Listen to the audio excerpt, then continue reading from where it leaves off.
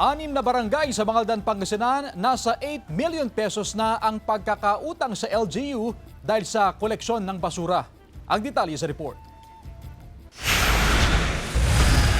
Ipinatawag ng lokal na pamahalaan ng mga opisyal ng 6 na barangay na hindi pa nakakapagbayad ng kanilang garbage tipping fee na umabot na sa lampas 8 milyong piso. Kabilang dito ang mga barangay ng Banawang, Anolit, Embarcadero, Gilig, Malabago at Poblasyon. As of April 13, 2026, kabuang 8.26 million pesos ang balanse ng 6 na barangay. Yung mga nakokolektang pambayad ng basura, agaran ding mai-remit sa ating Treasury Department para maiwasan yung pagtaas ng kanilang babayarin. Bagamat meron pang balanse, tuloy-tuloy naman ang mga barangay na nakakapagtapon ng kanilang mga basura sa transfer facility. Sa datos ng LGU, lumalabas ng Barangay Anolid ang may pinakamataas na hindi nababayarang obligasyon na umaabot na sa mahigit 3 milyong piso. Pag-aaralan daw ng sangguniang barangay kung ipatutupad ang no payment, no garbage collection policy sa mga residente. Kasi honest to goodness po, hindi po talaga nasusustain yung collection namin doon sa binabayaran naming